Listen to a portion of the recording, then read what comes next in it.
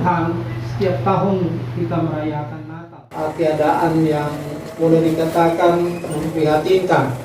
Tahun yang lalu hampir tidak ada perayaan Natal di gedung maupun di gereja karena dibatasi.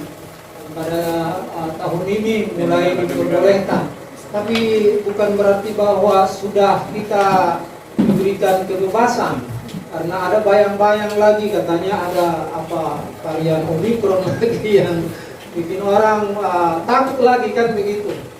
Dan tahun 2021 ini diakhiri dengan beberapa tragedi yang kita sungguh-sungguh membuat saudara-saudara kita juga mengalami musibah, yaitu erupsi Gunung Semeru dan juga gempa di NTT.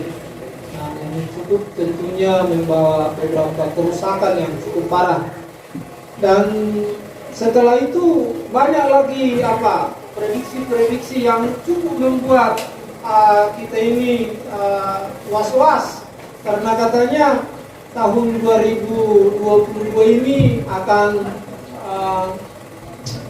ada lagi peristiwa-peristiwa yang sangat-sangat mengerikan. Kita nggak tahu apa itu, tetapi itulah kata-kata orang kan gitu. Bill Gates mengatakan bahwa katanya akan ada lagi jenis yang lebih parah daripada corona ini. Dia mengatakan bahwa dunia harus siap-siap, kan begitu kan? Dan yang paling membuat boleh dikatakan lucu, tapi ya masuk akal secara pikiran manusia. Itu siapa itu yang orang terkaya, yang kaya itu siapa? Siapa awal lupa saya. Elon Musk gitu. Dia sudah membangun bahtera Nuh, karena sudah ada di Amerika sudah ada, tapi Elon Musk ini mau membangun lagi bahtera Nuh dan juga sebuah menara yang cukup tinggi, karena menurut dia kiamat akan segera tiba. Nah, Elon Musk ini adalah orang yang sangat kaya, dan baru beberapa bulan yang lalu dia menyewa sebenarnya pesawat ulang-alik miliknya sendiri loh. Selama 15 menit dia berhasil di luar angkasa kan gitu kan. Dan dia jalan-jalan, dan dia katakan siapa yang mau berwisata ke luar angkasa sudah tersedia sarana, tinggal bayar kan begitu. Dan dia sedang membangun sebuah benteng menara yang cukup tebal. Tebalnya itu sekitar 3,6 meter dengan konstruksi yang begitu kuat. Dan dia katakan bahwa ketika terjadi bom nuklir, maka benteng ini bisa melindungi mereka dari kiamat. Ya, masalahnya kiamat itu hanya karena bom nuklir kan gitu kan. Dan siapa yang bisa melawan kuasa Tuhan kan begitu. Nah, tapi itulah yang terjadi sekarang ini, karena maksudnya bahwa dunia ini bukan semakin baik, bukan semakin memberikan pengharapan yang baik bagi manusia. Benarlah yang dikatakan oleh Efesus pasal 5 ayat 16 berkata bahwa hari-hari ini adalah hari-hari yang jahat. Hari ini semakin jahat, bukan semakin baik. Kita bisa melihat sekarang bahwa negara-negara maju berusaha sekuat tenaga mengalokasikan dana yang begitu besar, bukan utamanya untuk mensejahterakan rakyat, bukan, tetapi untuk membangun senjata-senjata nuklir, pemunah massal kan gitu. Semua negara berlomba-lomba. Katanya satu senjata nuklir, berkapal nuklir itu kalau dia sudah antar benua, itu biayanya itu sekitar 26,8 triliun satu.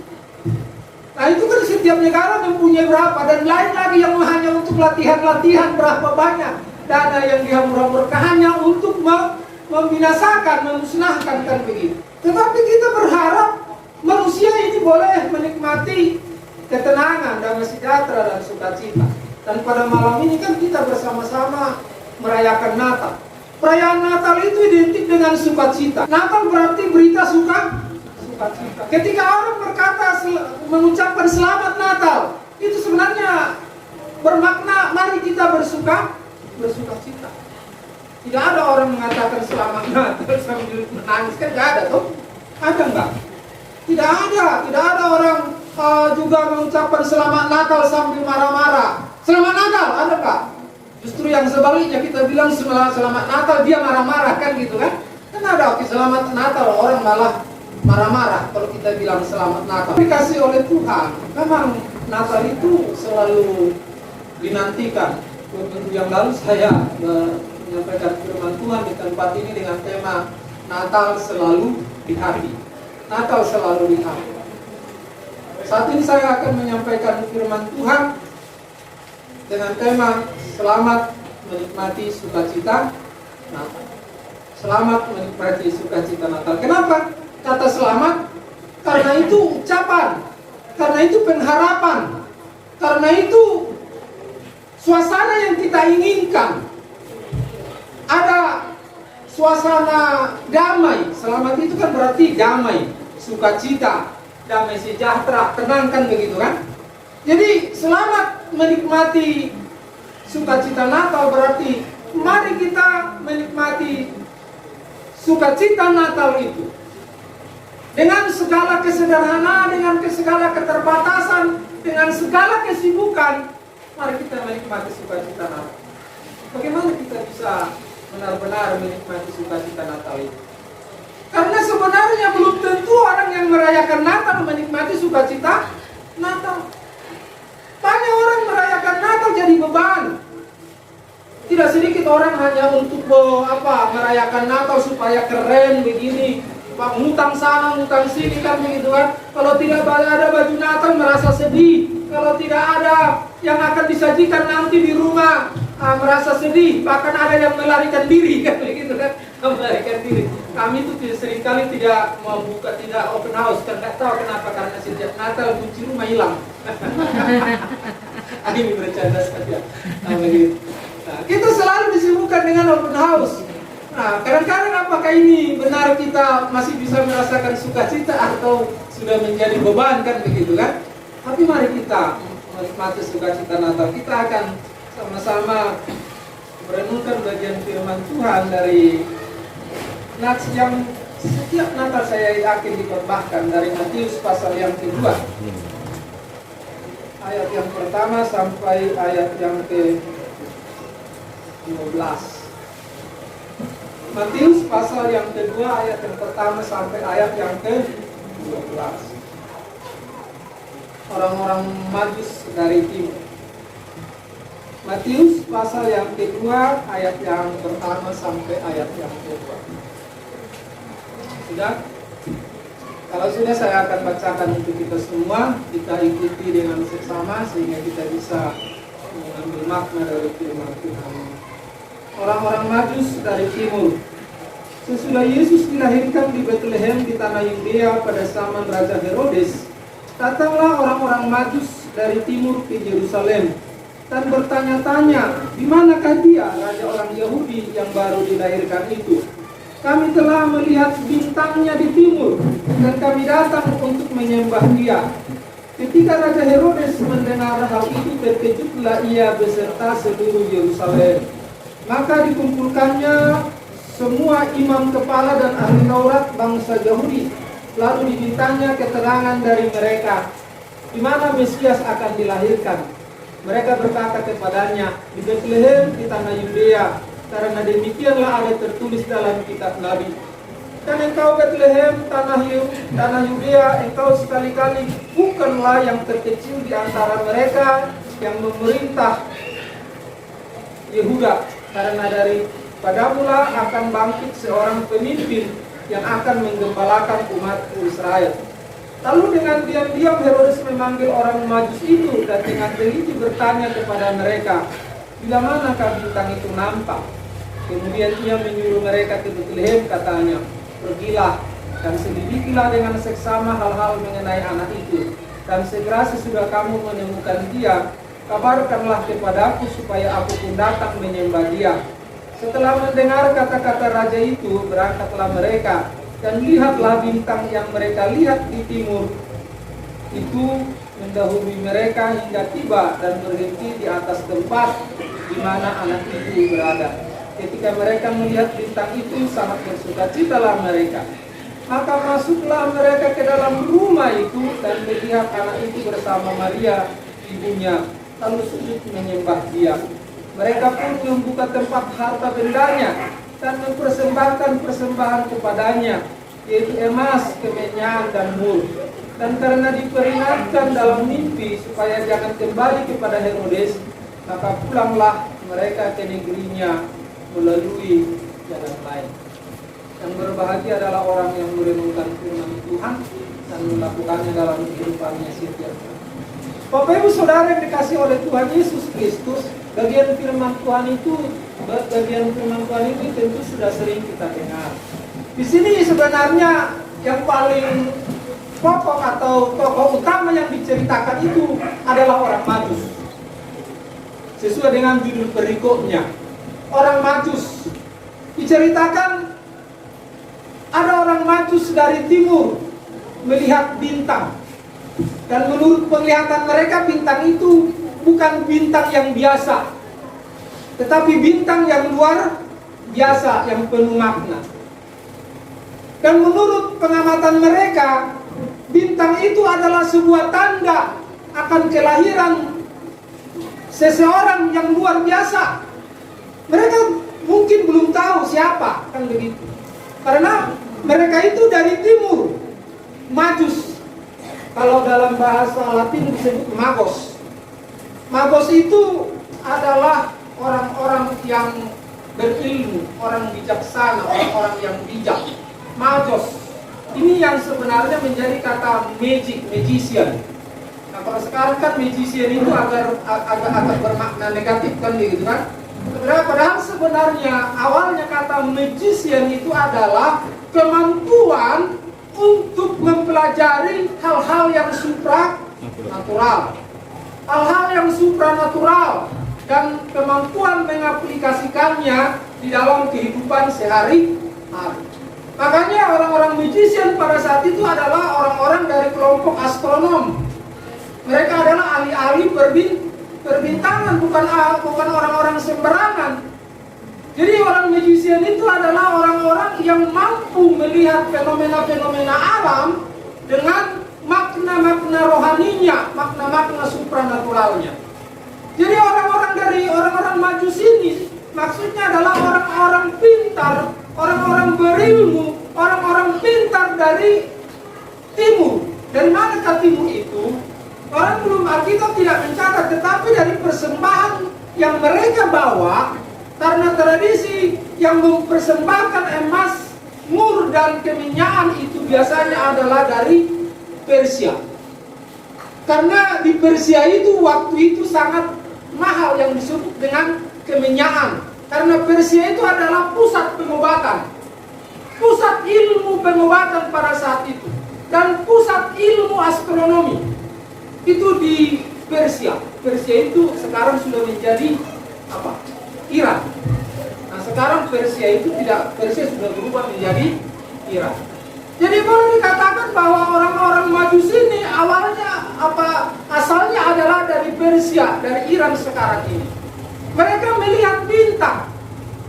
Lalu pertanyaannya, kenapa waktu mereka bertanya kepada Herodes, di manakah raja orang Yahudi itu yang baru dilahirkan itu?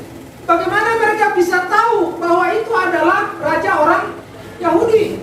Kita tahu pada saat itu bangsa Yahudi sudah berdiaspora di mana-mana. Mereka sudah menyebar. Mereka sudah hancur dan mereka banyak yang menyebar di negara-negara Timur Tengah. Tentu konsep mesianik itu sudah tersebar. Dan ketika mereka melihat bintang itu, mereka melihat ini ada di mana. Dan akhirnya karena mereka melihat bintang itu adalah bintang yang luar biasa. Itu adalah bintang dari seorang yang begitu luar biasa. biasa, akhirnya mereka memutuskan untuk pergi, untuk berangkat mengikuti perintah. Di dalam bagian firman Tuhan itu kita bisa melihat ada berapa orang yang disebut yaitu orang Majus, baru Herodes, dan juga ahli-ahli Taurat. Dari ketiga kelompok ini semua sibuk. Tetapi kalau kita perhatikan di dalam ayat yang ke-11, ayat yang ke-10, ketika mereka melihat bintang itu sangat bersukacitalah mereka, maka masuklah mereka ke dalam rumah itu dan melihat anak itu bersama Maria ibunya, lalu sujud menyembah dia. Dari ketiga kelompok ini, orang Majus, Herodes, dan ahli Taurat, yang menikmati sukacita pada saat itu adalah orang Majus. Ketika mereka datang dan bertanya di manakah raja orang Yahudi yang dilahirkan itu, Raja Herodes justru mempunyai motif lain, ingin membunuh. Lalu ahli Taurat justru mereka tidak tahu apa yang terjadi. Tapi ketika mereka menyelidiki dan membuka Alkitab, mereka tahu pasti bahwa anak itu lahir di Bethlehem di tanah. Tetapi mereka tidak menikmati sukacita itu. Mereka hanya tahu, mereka hanya bisa memberitakan, tapi mereka tidak tahu. Lalu bagaimanakah kita bisa merasakan sukacita Natal itu seperti orang Majus ini? Yang pertama, ada kerinduan.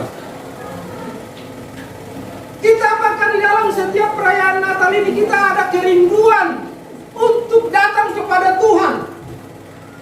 Karena sukacita itu dinikmati orang Majus adalah ketika mereka bertemu dengan Sang Mesias itu, Sang Raja itu. Tetapi ada kerinduan, pertemuan itu diawali oleh kerinduan yang luar biasa. Mereka punya kerinduan untuk bertemu dengan Raja itu. Karena kerinduan itulah yang memampukan mereka untuk mengambil keputusan untuk berangkat dari Persia ke Bethlehem.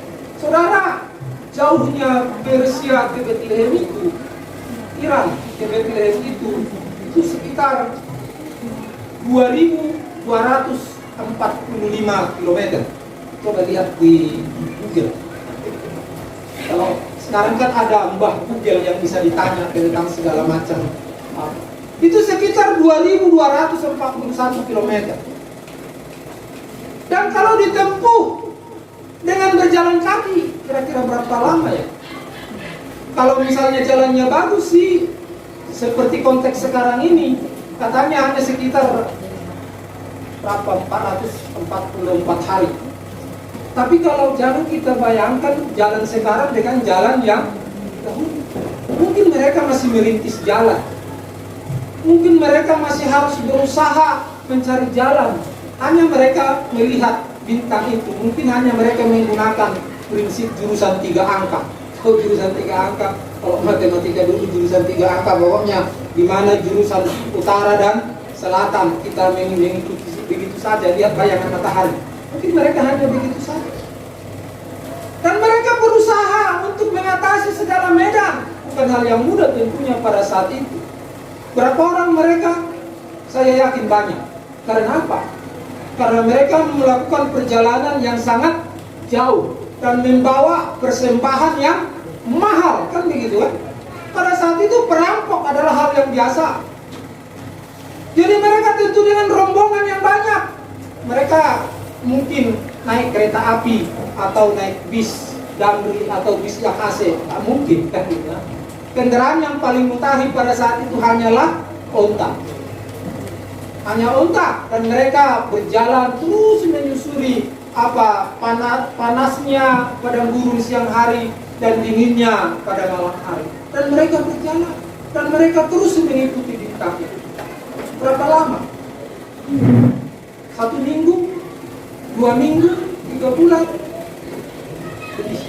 Karena coba kita perhatikan di dalam ayat yang ke lalu dengan Diam-diam Herodes memanggil orang-orang Majus itu dan dengan teliti bertanya kepada mereka, bila mana bintang itu nampak. Pak Herodes ingin tahu sudah berapa umur sang bayi itu, kan kira-kira begitu. Karena dia katakan kira-kira kapan bintang itu ya nampak. Jadi dia bisa tahu sejak bintang itu nampak sampai ketika orang Majus itu datang di tempat itu, dia tahu lah berarti umur Yesus sekian, kan gitu kan. Jangan pernah, ini perlu diralat ya. Jangan pernah berpikir bahwa orang-orang Majus itu ketemu Tuhan Yesus di kandang domba. Karena seringkali fragmen-fragmen Natal begitu kan. Ya kan Tuhan Yesus membawa kemenyan di kandang domba, tidak. Orang-orang Majus ketemu Tuhan Yesus itu, kalau menurut saya, menurut bagian firman Tuhan ini, Tuhan Yesus sudah berumur kira-kira 2 tahun. Kira-kira 2 tahun. Kenapa saya katakan begitu? Karena akhirnya setelah mendengarkan penjelasan dari orang-orang Majus itu, Herodes memutuskan untuk membunuh bayi yang berumur 1 sampai 2 tahun. Jadi dia memperkirakan umur Yesus pada saat itu kira-kira 2 tahun kurang lah begitu, antara 1 sampai 2 tahun. Sehingga dia memutuskan untuk membunuh semua bayi anak-anak di bawah umur 2 tahun ke bawah. Itulah sebabnya orang-orang Majus itu datang dengan kelompok yang banyak. Dengan kata lain, kerinduan itulah yang memampukan mereka untuk menghadapi segala tantangan, melalui perjalanan yang begitu panjang, yang begitu susah dan begitu sulit. Tetapi karena kerinduan untuk bertemu sang raja itu, mereka melakukannya dengan sukacita. Bukan hal yang mudah, Bapak Ibu Saudara yang dikasihi oleh Tuhan. Mereka mempertaruhkan kedudukan dan jabatannya. Sekali lagi, mereka bukan orang-orang sembarangan. Kalau malaikat itu memberitakan kepada gembala-gembala, tapi ini kebalikannya, kepada orang-orang yang terhormat, orang-orang yang bijaksana. Tetapi orang-orang yang paling hina bagi orang Yahudi. Orang-orang ini adalah orang-orang yang paling hina bagi orang Yahudi. Karena bagi orang Yahudi, di luar Yahudi itu sama dengan anjing. Kan begitu kan? Karena bagi orang Yahudi, orang di luar Yahudi itu anjing. Bagi orang Yahudi, di luar orang Yahudi itu adalah kafir. Jadi orang yang datang ini adalah orang kafir. Kalau orang menyebut kita orang kafir, tapi dalam konsep Alkitab, orang di luar Yahudi itu adalah orang kafir, adalah anjing. Sehingga ketika orang-orang ini datang, mereka memberanikan diri sebenarnya hanya karena kerinduan untuk bertemu dengan sang raja. Tapi saudara dikasih oleh Tuhan Yesus Kristus, kita datang pada saat ini, apakah kita punya kerinduan untuk bertemu Kristus? Bagaimana kita bisa bertemu Kristus? Saudara, firman Tuhan berkata, 2-3 orang berkumpul dalam namaku, aku ada di tengah-tengah. Di mana saja ibadah dilakukan, Tuhan hadir. Gereja apapun yang melakukan ibadah di dalam nama Tuhan Yesus, Dia hadir. Di gereja HKBP disebut nama Yesus, Dia hadir. Di GKI Dia hadir. Di gereja Betel Dia hadir. Di Pentakosta Dia hadir. Untuk itulah tema Natal ini. Apa itu? Cinta kasih Kristus yang menggerakkan saudara. Jangan lagi ada kotak-kotak. Jangan ada lagi perpecahan. Jangan ada lagi orang yang saling menghakimi. Doktrin saya yang paling benar. Kalau baptis selam, itu yang paling baik. Baptis percik masuk neraka. Begitu kan? Kalau makan saksang masuk neraka, masuk narkoba masuk neraka. Kan begitu. Banyak orang saling menghakimi. Kan begitu kan? Itu adalah doktrin. Itu adalah doktrin. Kita boleh berbeda di dalam doktrin, tetapi iman hanya kepada Jangan ada lagi perselisihan. Natal sekarang ini dengan tema cinta kasih Kristus menggerakkan persaudaraan, supaya kita ini tetap bersatu, bergandengan tangan. Jangan lagi ada yang saling melemahkan, jangan lagi ada yang saling menjatuhkan, seolah-olah hanya gerejamu yang paling suci. Saya katakan, kalau ada pendeta yang mengatakan gerejaku yang adalah yang sempurna, jangan pernah masuk ke situ. Karena apa? Karena ketika kau masuk ke situ, gereja itu tidak sempurna lagi, kan gitu kan? Karena kita ini tidak sempurna. Gereja itu dibangun oleh orang-orang yang tidak sempurna. Jadi gereja itu sebenarnya adalah bengkel. Kalau gereja itu ramai ya lumrah sebenarnya, kan gitu kan? Kalau ada di gereja orang teriak-teriak atau rebutan begini, ada pendeta yang rebutan apa, ya biasalah.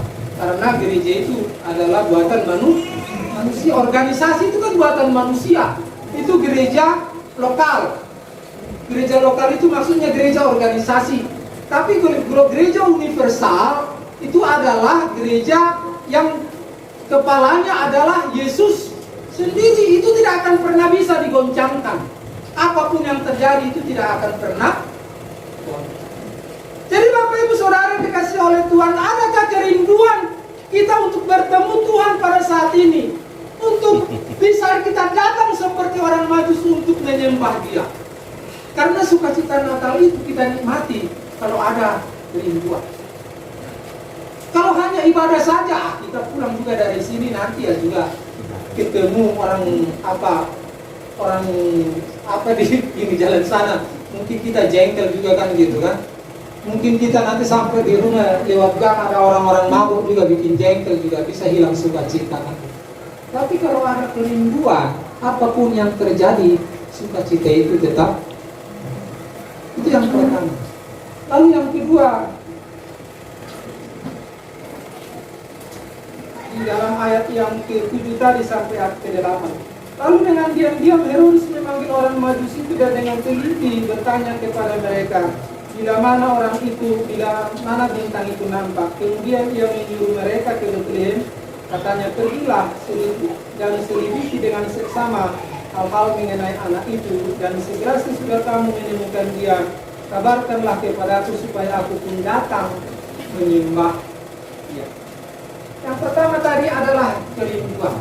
Yang kedua adalah motivasi. Motivasi. Saudara, banyak motivasi orang datang ke gereja. Anak-anak muda, anak-anak lajang, menggalis dan apa. Ada orang berkata, dia datang ke gereja untuk cari cewek, katanya kan gitu kan. Dia datang ke gereja untuk cari cowok, katanya. Saya katakan, dia datang ke gereja untuk cari cewek daripada cari cewek di pinggir jalan, kan begitu kan. Datang ke gereja untuk cari cowok daripada ketemu cewek di rumah bordil sana. Memang bagus untuk cari cewek cowok di gereja. Sebenarnya maksudnya adalah bahwa banyak motivasi orang datang ke gereja. Ada yang pamer, kan begitu kan? Ada yang pamer. Orang bilang, oh, di gereja kok toko mas berjalan ya, katanya. Hanya ada yang ke gereja hanya untuk menunjukkan bahwa dia hanya orang Kristen, takut dikatakan orang tidak punya agama. Ada orang datang ke gereja hanya sebagai rutinitas saja. Ada orang merayakan Natal hanya supaya dikatakan orang hebat. Hanya gereja berlomba-lomba merayakan Natal dengan wah, salah tidak? Itu tidak. Asalkan itu benar-benar menjadi berkat. Tapi kalau sudah menjadi ajang untuk bersaing, menunjukkan bahwa gerejaku yang paling besar, tentu itu tidak berkenan.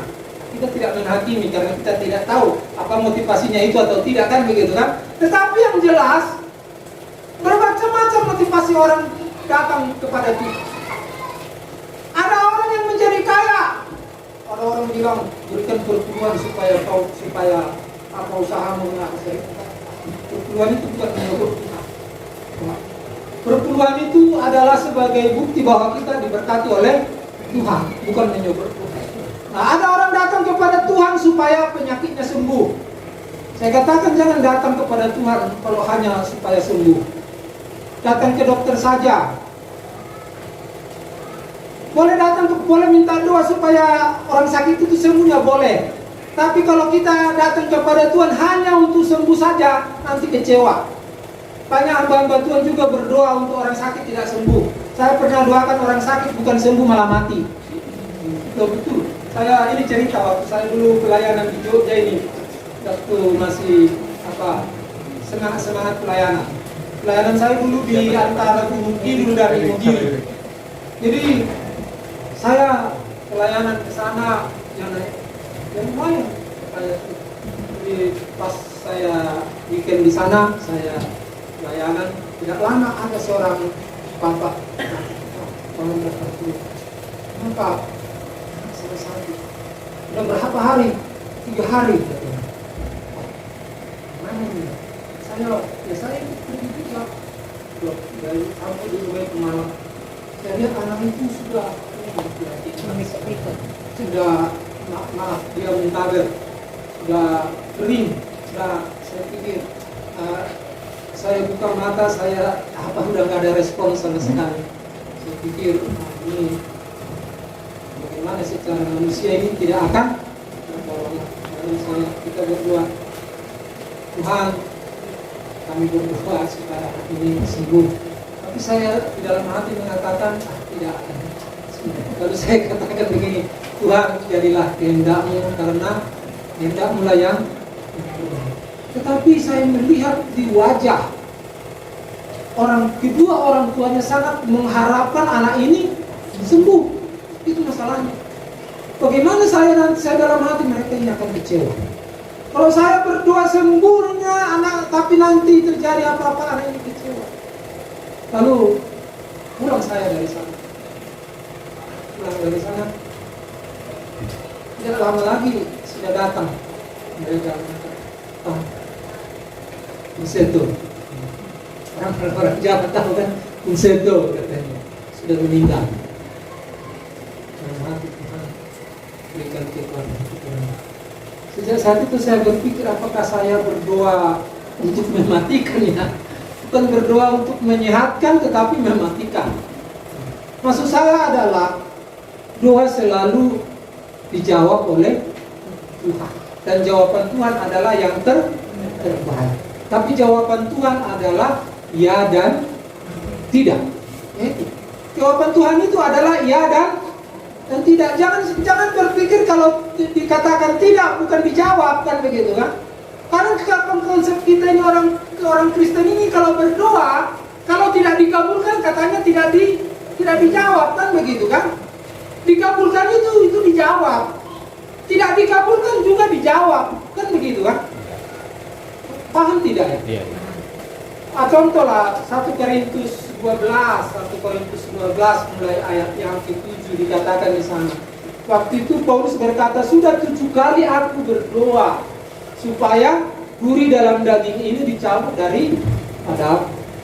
Tapi jawaban Tuhan kepada aku apa?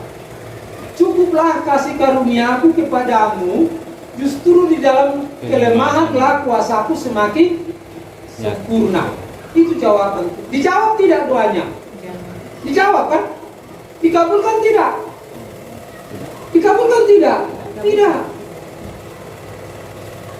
Justru maksud Tuhan begini, biarlah tetap itu ada pada kamu supaya setiap kamu mengalami penderitaan itu kamu bergantung kepada aku, kira-kira begitu. Kan begitu kan?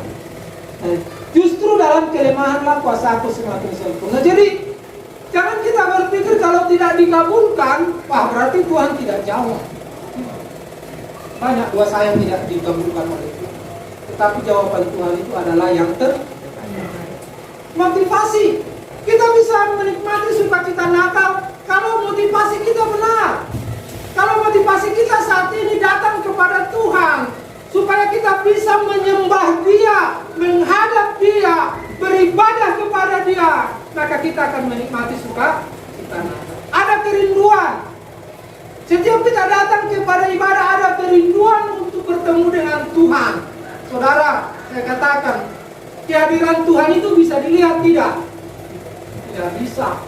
Tapi kehadiran Tuhan itu bisa dirasakan tidak? Bisa. Pertanyaannya sekarang, berapa orang dari antara kita ini yang bisa merasakan kehadiran Tuhan? Tuhan hadir di tempat ini tidak? Hadir. Hadir, pasti hadir. Karena dia berkata 2-3 orang berkumpul dalam namaku, aku hadir di sana. Kehadiran Tuhan tidak ditentukan oleh semarak, tidak ditentukan oleh musik atau bukan, tapi karena kesetiaannya kepada Dia. Oleh sebab itu saudara, mari kita selalu memperbaiki dan selalu kita bertanya kepada diri kita sendiri, apakah motivasi saya benar datang kepada Tuhan? Saudara, kalau kita datang kepada Tuhan pasti kita diberkati, amin. Tapi jangan datang kepada Tuhan untuk diberkati. Ya. Kalau kita datang kepada Tuhan, Tuhan mau sembuhkan kita, Tuhan mampu menyembuhkan kita, amin. Tapi jangan datang kepada Tuhan hanya untuk disembuhkan. Intinya kita datang kepada Tuhan adalah untuk beribadah, untuk menyembah Dia. Datanglah kepada Tuhan hanya untuk mempersembahkan yang terbaik. Maka segala sesuatunya akan itulah yang disebut dengan carilah dahulu kerajaan surga, maka segala selebihnya. Mari kita memberikan yang terbaik dalam kehidupan ini. Motivasi itu harus begitu. Motivasi menjadi hamba Tuhan. Ada yang benar, ada yang tidak, ada juga yang tidak benar, kan begitu kan? Kadang orang datang dulu, anak saya tanya mau jadi apa? Kecil dia bilang mau jadi pendeta. Kenapa? Wah bapak kalau berkhotbah di depan bisa marah-marahin orang, katanya. Ketika kita lewat di pasar apa, dia bilang, Pak, aku mau jadi tukang pangkas, katanya. Kenapa? Bisa pegang-pegang kepala orang, katanya. Lalu sampai di Jakarta, dia lihat sopir busway itu, saya mau jadi sopir. Karena dilihat sopir busway itu apa? Pakai jas, pakai apa kan begitu kan? Banyak uangnya. Pak, aku mau pendeta, supaya apa? Supaya dapat nanti di lahan yang basah. Begitu kan? Dan sekarang aja ada gereja yang pendetanya rebutan lahan basah. Bahkan ketika dipindahkan dia tidak mau. Karena apa? Dia keenakan di tempat itu, katanya lahan basah, sampai gereja berantem kan begitu kan. Banyak motivasi. Banyak pendeta yang tahu tentang firman Tuhan seperti ahli-ahli Taurat. Banyak orang Kristen seperti ahli-ahli Taurat ini tahu tentang firman Tuhan. Banyak profesor teologi, banyak doktor teologi seperti ahli Taurat itu yang ketika ditanya langsung bisa menjawab dengan tepat. Tapi sedikit saja orang yang mengenal, tahu tentang Tuhan tidak sama dengan mengenal Tuhan. Tahu itu otak. Kalau ingin tahu banyak tentang satu hal, belajarlah, kan begitu kan?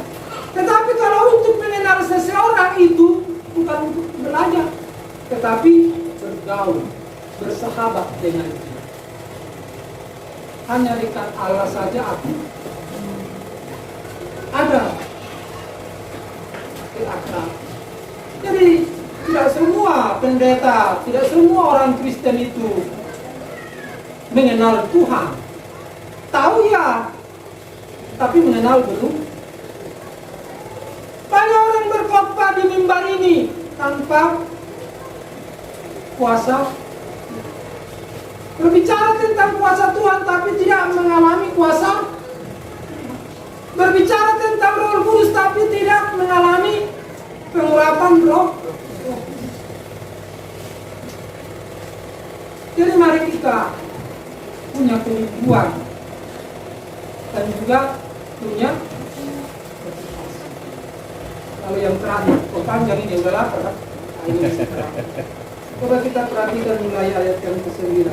Setelah mendengar kata-kata raja itu, berangkatlah mereka dan lihatlah bintang yang mereka lihat di timur itu mendahului mereka, hingga tiba dan berhenti di atas tempat di mana anak itu berada. Ketika mereka melihat bintang itu, sangat bersukacitalah mereka. Maka masuklah mereka ke dalam rumah itu dan melihat anak itu bersama Maria ibunya, lalu sujud menyembah dia. Mereka pun membuka tempat harta bendanya dan mempersembahkan persembahan kepadanya, yaitu emas, kemenyan, dan mur. Dan karena diperingatkan dalam itu supaya jangan kembali kepada Herodes, maka pulanglah mereka ke negerinya melalui jalan. Pertama ada kerinduan, yang kedua ada motivasi yang benar, yang ketiga adalah kehendak untuk menyembah. Ada kehendak untuk menyembah Tuhan. Ketika orang-orang Majusi ini sudah melihat Yesus, yang mereka lakukan adalah dikatakan mereka masuk ke dalam rumah. Jadi sekali lagi orang Majusi itu bertemu Tuhan bukan lagi di kandang rumah. Tapi dikatakan di sini orang Majusi itu masuk ke dalam rumah. Karena waktu itu Maria, Yusuf dan Yesus sudah ada di dalam rumah, bukan lagi di kandang domba. Berarti maksudnya ya. Karena sekali lagi orang-orang Majusi itu melakukan perjalanan sudah sekitar 2 tahun. Dan mereka bertemu dengan Yesus setelah Yesus sudah kanak-kanak, bukan lagi bayi. Dan ketika bertemu dengan Yesus, mereka bersuka cita. Dan mereka masuk menyembah dia. Mereka sujud menyembah. Dan juga mereka mempersembahkan yang terbaik bagi Tuhan. Jadi kalau kita punya motivasi yang benar datang kepada Tuhan, kita pasti mau mempersembahkan yang terbaik kepada Tuhan. Mempersembahkan yang terbaik. Apa yang terbaik? Saya pernah cerita dulu waktu di kampung. Kalau di kampung, kalau hari Natal begini kan orang perantau, saya udah cerita, orang perantau kan banyak pulang. Opung saya kata bapak saya, kalau datang dulu anak-anaknya, bapak saya ke kampung, kan kita dikasih uang. Kalau datang ke gereja dikasih uang. Ayo lo durung-durungmu, ini dulu, ini kolektif, dikasihkan, kasih 50. Yo, tapi nanti di tengah jalan dia masuk warung, ditukarnya itu uang ini, ditukar jadi recehan. Nanti sampai di gereja yang dimasukin hanya uang 1000-an. Minggu berikutnya juga begitu, minggu berikutnya juga begitu. Sehingga ditanya, Nom, kan aku kasih uang 50.000, kenapa kasih uang 1.000? Dia bilang, oh anakku, nah, kau nggak tahu ya, Tuhan Yesus dari dulu sampai sekarang tidak pernah berubah. Makanya burung-burungku pun tidak akan pernah berubah. Saya mau setia seperti Yesus. Dia menurut dia itu yang terbaik, tapi menurut kita yang terbaik kok. Kita datang kepada Tuhan mempersembahkan yang terbaik. Persembahan yang terbaik kepada Tuhan di dalam gereja adalah memuji menyembah Tuhan dengan baik. Pujian seperti apapun itu kita nyanyikan dengan sungguh-sungguh, itu persembahan yang terbaik kepada Tuhan. Bukan hanya memuji Tuhan dengan tepuk tangan. Kalaupun kita memuji Tuhan dengan tepuk tangan, ku kasih kau dengan kasih Tuhan, Tuhan berkenan tidak. Karena apa? Tepuk tangan tapi enggak keluar dari hati. Kalau mau bertepuk tanganlah dengan sukacita. Bagaimana bertepuk tangan untuk sang raja kan begitu kan? Tapi kalau menyanyikan lagu-lagu yang hikmat, ya nyanyikan dengan sungguh. Jangan sambil bernyanyi serikat persaudaraan kan begitu kan? Kayak udah nyanyi karena apa lagunya lalu ngantuk-ngantuk. Apakah kalau lagu begitu bikin ngantuk? Tidak juga. Saudara, lagu-lagu apa itu ya? Lagu-lagu UND di HKBP itu siarnya luar biasa, notnya luar biasa. Itu langsung dibikin di Stuttgart di Jerman. Nada-nadanya itu sangat sempurna. Jadi kalau itu dinyanyikan dengan apa sungguh-sungguh, itu sangat menyentuh. Lagu-lagu Beethoven, tahu Beethoven? Lagu-lagu Beethoven itu, pernah dengar Beethoven tidak? Penyanyi apa? Penyanyi blues apa? Dia itu lagu-lagunya banyak dari lagu-lagu, karena lagu-lagu itu sangat menyentuh. Saudara, coba, saya pernah ada namboruku sakit. Lalu di apa? Waktu saya datang, mereka bilang, sudah datang zaman yang berhaleluya. Karena saya dengan nambur saya ini orang HKBP, tetapi dia ibadah di gereja GBI, di persekutuan. Jadi orang bilang kalau dia datang, udah datang berhaleluya katanya. Kadang dibilang udah datang Nabi Belon katanya. Tapi ya, dia datang suka-suka. Ketika dia datang, saya bawa mereka nyanyi. Mereka pikir saya akan membawa nyanyi punya apa ini. Tapi saya bawa mereka nyanyi dari Bukwende, Naro, Tandawi. Tahu nggak Supi? Naro, Tandawi,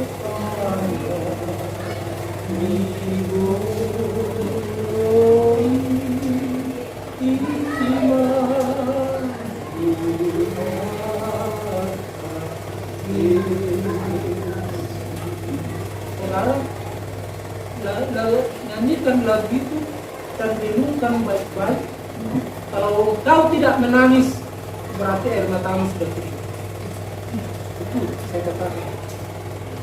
Kalau lagu itu kau nyanyikan dan kau nikmati, itu sangat baik. Ketika ada orang tukang pukul di pasar dulu saya bimbing dia nyanyi karena dia HKBP.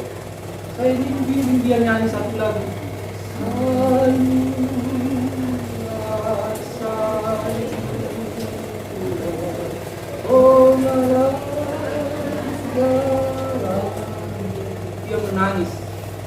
Dia menangis seperti orang karismatik.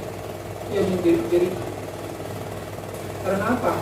Dia menyadari betapa jauhnya dia dari mempersembahkan yang terbaik. Tidak harus dengan uang. Berapa yang bisa persembahkan di kantong persembahan tadi? Mungkin yang paling tinggi di sini adalah uang 100.000. Tetapi apakah itu sudah cukup untuk mengganti anugerah Tuhan Yesus yang begitu luar biasa itu? Bukan meremehkan persembahan kita ini yang terbaik. Amin. Amin. Tapi maksud saya, apakah kita bisa nilai kasih kebaikan Tuhan dengan uang? Kalau kita datang kepada Tuhan, kita mau mempersembahkan yang terbaik, apakah cukup dengan uang? Tidak cukup. Tapi mari kita mempersembahkan yang terbaik. Mari kita bernyanyi dengan baik. Kita mempersiapkan yang terbaik. Saudara, kita dari gereja-gereja itu sebenarnya, kalau di HKBP itu ya, ini ada yang itu. Kalau di HKBP atau di gereja lain yang apa itu, kalau orang bernyanyi ke depan tidak dipersiapkan dengan baik, akan menjadi bahan olok-olokan. Benar tidak? Kalau misalnya nyanyi ke depan tidak dipersiapkan dengan yang terbaik, itu tidak akan menjadi. Oleh sebab itu mari kita persiapkan segala sesuatunya dengan baik, memberikan yang terbaik kepada Tuhan melalui pelayanan kita pribadi, melalui ibadah kita, melalui keluarga kita. Saudara, 2 tahun ini adalah ujian bagi orang-orang Kristen. Apakah selama kita tidak bisa beribadah di gereja, kita masih beribadah tidak di rumah? Masih ada waktu nggak beribadah? Anak-anak saya jauh, ada di dua-duanya ada di Jogja. Tetapi teknologi ini juga memampukan kita untuk memudahkan kita. Kami selalu beribadah dengan apa? Dengan saya bikin WA group untuk anak-anak. Kita selalu beribadah. Hanya itu dengan satu cara untuk menjalin kerohanian mereka. Karena kalau tidak diam, apakah kita masih terpelihara secara rohani? Kalau kita punya kerinduan dan kita punya motivasi yang benar, apapun yang terjadi, entah larangan datang ke gereja, kita tidak akan pernah putus hubungan kita dengan. Pasti ada hubungan pribadi yang terpelihara dengan. Orang-orang Majus ini tidak membiarkan jarak, tidak membiarkan tantangan, tidak membiarkan perampok menjadi halangan untuk mereka datang kepada Tuhan. Motivasi mereka tetap murni untuk bisa bertemu dengan Tuhan. Dan ketika mereka bertemu dengan Tuhan, mereka mempersembahkan yang terbaik. Mari kita datang dengan mempersembahkan yang terbaik. Ketika datang kita beribadah, apakah kita mempersiapkan hati? Apakah sikap kita di gereja menunjukkan bahwa kita mempersiapkan yang terbaik? Pemasmur berkata, aku bersuka cita ketika orang berkata, mari kita ke rumah. Bapak Ibu Saudara kita mau senantiasa menikmati sukacita.